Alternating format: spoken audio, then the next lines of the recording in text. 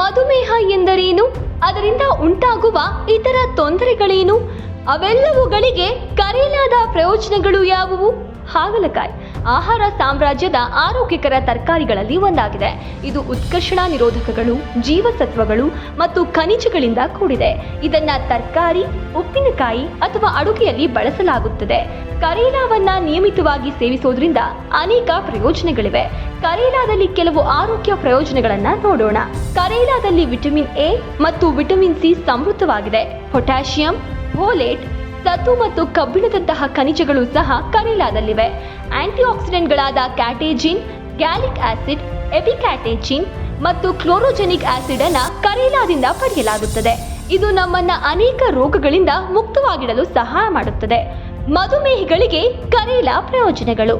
ಮೊದಲು ನಾವು ಮಧುಮೇಹ ಎಂದರೇನು ಎಂದು ತಿಳಿಯೋಣ. ಮಧುಮೇಹ ಎಂದರೆ ದೇಹವು ನಾವು ತಿನ್ನುವ ಆಹಾರವನ್ನ ಶಕ್ತಿಯಾಗಿ ಬಳಸಲು ಸರಿಯಾಗಿ ಸಂಸ್ಕರಿಸಿದ ಸ್ಥಿತಿ. ನಮ್ಮ ದೇಹವು ಶಕ್ತಿಯನ್ನ ಬಳಸುವುದಕ್ಕಾಗಿ ನಾವು ಸೇವಿಸುವ ಹೆಚ್ಚಿನ ಆಹಾರವನ್ನ ಗ್ಲೂಕೋಸ್ ಅಥವಾ ಸಕ್ಕರೆಯನ್ನಾಗಿ ಪರಿವರ್ತಿಸಲಾಗುತ್ತದೆ. ಮೆದೋಜೀರಿಕಾ ಗ್ರಂಥಿಯು ಹೊಟ್ಟೆಯ ಬಳಿ ಇರುವ ಒಂದು ಅಂಗವಾಗಿದ್ದು, ಗ್ಲೂಕೋಸ್ ನಮ್ಮ ದೇಹದ ಜೀವಕೋಶಗಳಿಗೆ ಬರಲು ಸಹಾಯ ಮಾಡಲು ಇನ್ಸುಲಿನ್ ಎಂಬ ಹಾರ್ಮೋನ್ ಅನ್ನು ಉತ್ಪತ್ತಿ ಮಾಡುತ್ತದೆ. ಕಾರಣಾಂತರಗಳಿಂದ ಇನ್ಸುಲಿನ್ನ ಉತ್ಪಾದನೆಯು ಕುಂಠಿತವಾದಾಗ ರಕ್ತದಲ್ಲಿಯೇ ಗ್ಲೂಕೋಸ್ ಉಳಿಯಬೇಕಾಗುತ್ತದೆ. ಈ ಸ್ಥಿತಿಯನ್ನ ಮಧುಮೇಹ ಎಂದು ಕರೆಯಲಾಗುತ್ತದೆ. ಕರೇಲಾ ಇನ್ಸುಲಿನ್ ಅನ್ನ ಹೋಲುವ ಸಂಯುಕ್ತವನ್ನ ಹೊಂದಿದೆ. ವಾಸ್ತವವಾಗಿ ಕರೇಲಾ ಮಧುಮೇಹಕ್ಕೆ ಹೇಳಿ ಮಾಡಿಸಿರುವ ಮೂಲಿಕೆ. ಇದು ಟೈಪ್ 1 ಮತ್ತು ಟೈಪ್ 2 ಡಯಾಬಿಟಿಸ್ ಎರಡರಲ್ಲೂ ರಕ್ತದಲ್ಲಿನ ಗ್ಲೂಕೋಸ್ ಮಟ್ಟವನ್ನ ಕಡಿಮೆ ಮಾಡುತ್ತದೆ.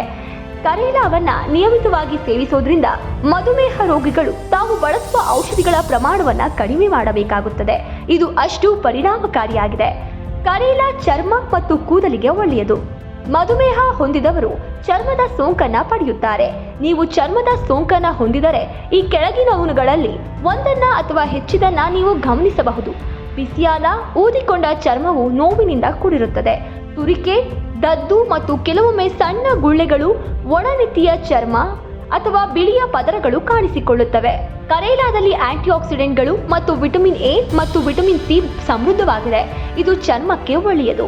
ಇದು ವಯಸ್ಸಾರಿಕೆಯನ್ನ ಕಡಿಮೆ ಮಾಡುತ್ತದೆ ಮತ್ತು ಮೊಡವೆ ಹಾಗೂ ಚರ್ಮದ ಕಲೆಗಳೊಂದಿಗೆ ಹೋರಾಡುತ್ತದೆ. ರಿಂಗ್ ವರ್ಮ್, ಸೋರಿಯಾಸಿಸ್ ಮತ್ತು ತುರಿಕೆ ಮುಂತಾದ ವಿವಿಧ ಚರ್ಮದ ಸೋಂಕುಗಳಿಗೆ ಚಿಕಿತ್ಸೆ ನೀಡಲು ಇದು ಉಪಯುಕ್ತವಾಗಿದೆ. ಕರೇಲಾ ಕೂದಲಿಗೆ ಹೊಳಪು ನೀಡುತ್ತದೆ ಮತ್ತು ತಲೆಹೊಟ್ಟು, ಕೂದಲು ಉದುರುವುದನ್ನು ತಡೆಗಟ್ಟುತ್ತದೆ. ಕರೇಲಾ ಲಿವರ್ ಅನ್ನ ಶುದ್ಧೀಕರಿಸುತ್ತದೆ. ಟೈಪ್ 2 ಡಯಾಬಿಟಿಸ್, ಎತ್ತರಿಸಿದ ಪಿತ್ತಜನಕಾಂಗದ ಕಿಣ್ವಗಳು, ಕೊಬ್ಬಿನ ಪಿತ್ತಜನಕಾಂಗದ ಕಾಯಿಲೆ, ಸಿರೋಸಿಸ್, ಹೆಪಟೋಸೆಲ್ಯುಲಾರ್ ಕಾರ್ಸಿನೋಮಾ ಮತ್ತು ತೀವ್ರವಾದ ಯಕೃತಿನ ವೈಫಲ್ಯ ಸೇರಿದಂತೆ ಹೆಚ್ಚಿನ ಸಂಖ್ಯೆಯ ಪಿತ್ತಜನಕಾಂಗದ ಕಾಯಿಲೆಗಳಿಗೆ ಸಂಬಂಧಿಸಿದೆ. ಇದಲ್ಲದೆ HCV ಜೊತೆ ವಿವರಿಸಲಾಗದ ಸಂಬಂಧವಿದೆ. ಟೈಪ್ 2 ಡಯಾಬಿಟಿಸ್ನಲ್ಲಿ CVDಗಿಂತ ಸಿರೋಸಿಸ್ನ SMR ಹೆಚ್ಚಾಗಿದೆ. ಕರೇಲಾ ಪಿತ್ತಜನಕಾಂಗ ಸ್ನೇಹಿಯಾಗಿದ್ದು ನಿರ್ವಿಷಗೊಳಿಸುತ್ತದೆ. ಇದು ಪಿತ್ತಜನಕಾಂಗದ ಕಿಣ್ವಗಳನ್ನು ಹೆಚ್ಚಿಸುತ್ತದೆ ಮತ್ತು ಇದು ಯಕೃತ್ತಿನ ಮೇಲಿನ ಆಲ್ಕೋಹಾಲ್ ನಿಕ್ಷೇಪವನ್ನು ಕಡಿಮೆಗೊಳಿಸುತ್ತದೆ. ಕರಳು ಆರೋಗ್ಯಕ್ಕೂ ಸಹ ಕರೇಲಾ ಸೇವಿಸೋದ್ರಿಂದ ಪ್ರಯೋಜನವಾಗುತ್ತದೆ. ಕರೇಲಾ ಜೀರ್ಣಕ್ರಿಯೆಗೆ ಒಳ್ಳೆಯದು. ಮಧುಮೇಹ ಇಡೀ ಜೀರ್ಣ ವ್ಯವಸ್ಥೆಯ ಮೇಲೆ ಪರಿಣಾಮ ಬೀರಬಹುದು. ಹೀಗಾಗಿ ಅನುಭವಿಸಬಹುದಾದ ರೋಗಲಕ್ಷಣದ ಸಂಕೀರ್ಣವು ವ್ಯಾಪಕವಾಗಿ ಬದಲಾಗಬಹುದು. ಮಧುಮೇಹದ ಸಾಮಾನ್ಯ ದೂರುಗಳಲ್ಲಿ ಡಿಸ್ಲೆಪ್ಸಿಯಾ, ಹಸಿವಿನಲ್ಲಿ ಏರುಪೇರು, ರಿಫ್ಲಕ್ಸ್, ಮಲಬದ್ಧತೆ, ಹೊಟ್ಟೆ ನೋವು, ವಾಕರಿಕೆ, ವಾಂತಿ ಮತ್ತು ಅತಿಸಾರ ಸೇರಿವೆ. ಕರೇಲಾದಲ್ಲಿ ಫೈಬರ್ ತುಂಬಿದ್ದು ಕರುಳಿನ ಚಲನೆಯನ್ನ ಸುಧಾರಿಸಲು ಸಹಾಯ ಮಾಡುತ್ತದೆ. ಇದು ಮಲಬದ್ಧತೆಯನ್ನ ನಿವಾರಿಸುತ್ತದೆ ಮತ್ತು ಹೊಟ್ಟೆಯ ಆರೋಗ್ಯವನ್ನ ನೆಲೆಗೊಳಿಸುತ್ತದೆ. ಕರೇಲಾ ಹೃದಯ ಆರೋಗ್ಯವನ್ನ ಸುಧಾರಿಸುತ್ತದೆ. ಮಧುಮೇಹವು HDL ಮತ್ತು LDL ಕೊಲೆಸ್ಟ್ರಾಲ್ ಮಟ್ಟಗಳ ನಡುವಿನ ಸಮತೋಲನವನ್ನ ಅಸಮಾಧಾನಗೊಳಿಸುತ್ತದೆ. ಮಧುಮೇಹ ಇರುವವರು LDL ಕಣಗಳನ್ನು ಹೊಂದಿದ್ದು ಅದು ಅಪಧಮನಿಗಳಿಗೆ ಅಂಟಿಕೊಳ್ಳುತ್ತದೆ ಮತ್ತು ರಕ್ತನಾಳಗಳ ಗೋಡೆಗಳನ್ನು ಹೆಚ್ಚು ಸುಲಭವಾಗಿ ಹಾನಿಗೊಳಿಸುತ್ತದೆ. ರಕ್ತದಲ್ಲಿನ ಅಧಿಕ ಗ್ಲೂಕೋಸ್, ಒಂದು ರೀತಿಯ ಸಕ್ಕರೆ, ಲಿಪೋಪ್ರೋಟೀನ್ಗಳಿಗೆ ಅಂಟಿಕೊಳ್ಳುತ್ತದೆ. ಕರೇಲಾ ತೂಕ ನಿರ್ವಹಣೆಗೆ ಸಹಾಯ ಮಾಡುತ್ತದೆ. ವಾಸ್ತವವಾಗಿ ಸ್ಥೂಲಕಾಯತೆಯು ಟೈಪ್ 2 ಡಯಾಬಿಟಿಸ್ ಹೊಂದುವ ಅಪಾಯವನ್ನು ಹೆಚ್ಚಿಸುತ್ತದೆ ಮತ್ತು ಮಧುಮೇಹ ಇರುವವರ ಆರೋಗ್ಯವನ್ನು ಇನ್ನೂ ಹದಗೆಡಿಸುತ್ತದೆ.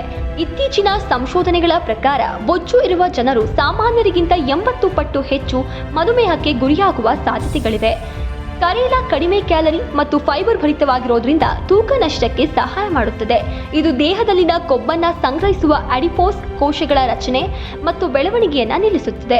ಇದು ಚಯಾಪಚಯವನ್ನು ಸುಧಾರಿಸುತ್ತದೆ ಮತ್ತು ಉತ್ಕರ್ಷಣ ನಿರೋಧಕಗಳು ದೇಹವನ್ನು ನಿರ್ವಿಷಗೊಳಿಸಲು ಸಹಾಯ ಮಾಡುತ್ತದೆ ಮತ್ತು ಇದು ಕೊಬ್ಬಿನ ಇಳಿಕೆಗೆ ಕಾರಣವಾಗುತ್ತದೆ. ಗಾಯಗಳನ್ನು ಗುಣಪಡಿಸುತ್ತದೆ. ಅನಿಯಂತ್ರಿತ ಮಧುಮೇಹ ಹೊಂದಿರುವ ಜನರು ಕಳಪೆ ರಕ್ತ ಪರಿಚಲನೆಯನ್ನು ಹೊಂದಿರಬಹುದು. ರಕ್ತವು ಮಂದವಾಗುತ್ತಿದ್ದಂತೆ ರಕ್ತವು ನಿಧಾನವಾಗಿ ಚಲಿಸುತ್ತದೆ.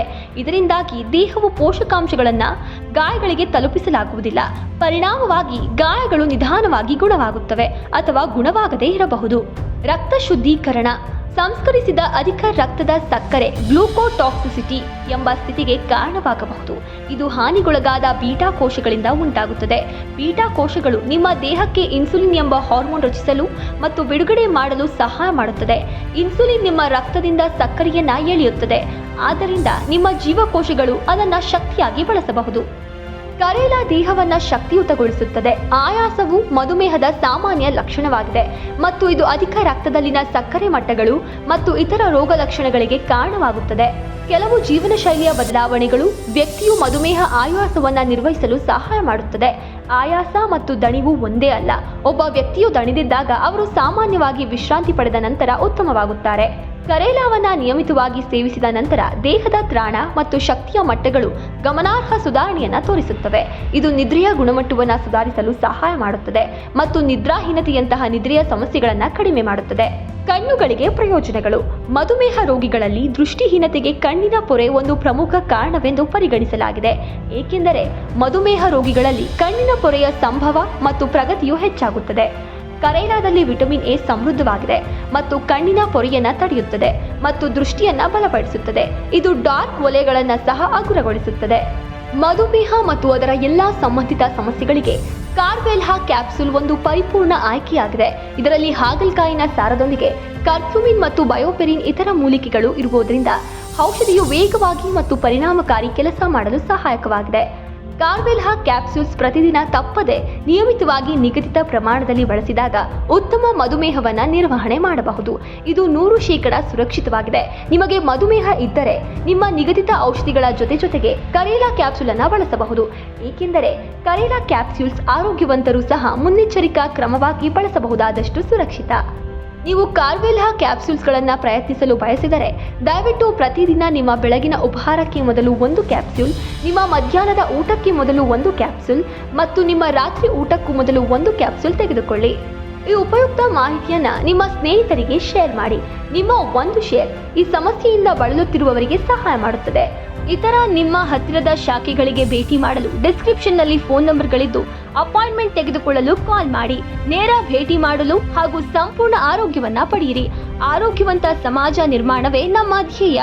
ಓಂ ನಮೋ ಧನ್ವಂತರಿಯೇ ನಮಃ. ಎಲ್ಲರಿಗೂ ಒಳ್ಳೆಯದಾಗಲಿ. ಧನ್ಯವಾದಗಳು.